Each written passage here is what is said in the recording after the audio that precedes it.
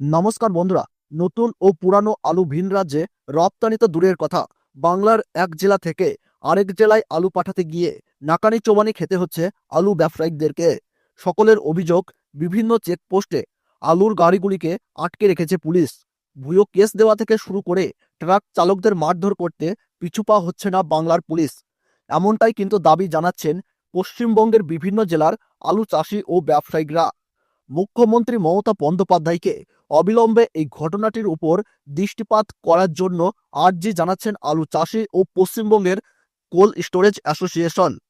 পশ্চিমবঙ্গের আলু ব্যবসায়ীদের হাত পা পুরোপুরিভাবে বাঁধা, আর এই সুযোগকে কাজে লাগিয়ে উত্তরপ্রদেশ, হরিয়ানা ও পাঞ্জাবের আলু ব্যবসায়ীরা ভিন রাজ্যের বাজারগুলিতে আলু সাপ্লাই দিয়ে তাদের হাতের মুঠোই করে নিয়েছে। অধিক দামেই কিন্তু তারা প্রত্যেকটি রাজ্যেই আলু বিক্রি করছেন এবং যার ফলে লাভে ফুলে ফেঁপে উঠেছেন। উড়িষ্যা, বিহার, ঝাড়খণ্ড, আসাম সব রাজ্যগুলি পশ্চিমবঙ্গ থেকেই আলু কিনতে চাইছে, কারণ পশ্চিমবঙ্গ পার্শ্ববর্তী রাজ্য হওয়ায় আলু কিন্তু কম খরচেই পৌঁছে যায়।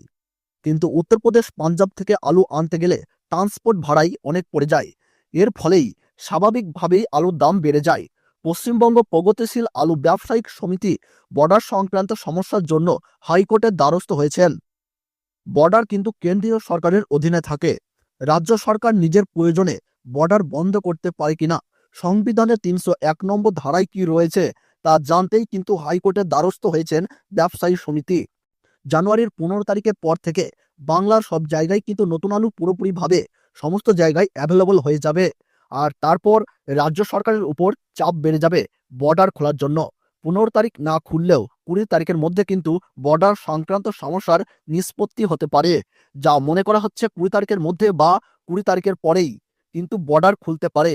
আজ পশ্চিমবঙ্গের সব জায়গাগুলিতেই চাহিদার ভিত্তিতে কিন্তু নতুন আলুর দাম বৃদ্ধি লক্ষ্য করা যাচ্ছে। আগামী দিনে আলুর দাম বাড়বে কিনা সেই বিষয়ে কিন্তু তেমন কোনো আশা নেই। যতক্ষণ না পর্যন্ত সরকার বর্ডার না খুলবে ততক্ষণ চাষিরা স্বস্তির নিঃশ্বাস ফেলতে পারবেন না। আজ মশাক গ্রামে নতুন আলুর দাম কিন্তু পোখরাজ হিসাবে চাষি ভাইদের জন্য মাঠেই লক্ষ্য করা যাচ্ছে ৭৫০ থেকে ৮০০ টাকা। জয়পুরে নতুন আলুর দাম পোখরাজ হিসাবে চলছে ৭৩০ টাকা থেকে ৭৮০ টাকা। এবং ঝাড়গ্রাম জেলার বিনপুরে নতুন পোখরাজ আলুর দাম কিন্তু আজ শোনা যাচ্ছে ৭৬০ টাকা থেকে ৮১০ টাকা পর্যন্ত। এই ছিল আজকের আলু বিষয়ে সর্বশেষ আপডেট। আপনাদের কেমন লাগলো ভিডিওটি তা কিন্তু অবশ্যই কমেন্ট বক্সে লিখে জানাবেন। আর চ্যানেলটিকে সাবস্ক্রাইব করে পাশে থাকবেন, যাতে এই ধরনের খবরের আপডেট সবার প্রথমেই পেয়ে যেতে পারেন।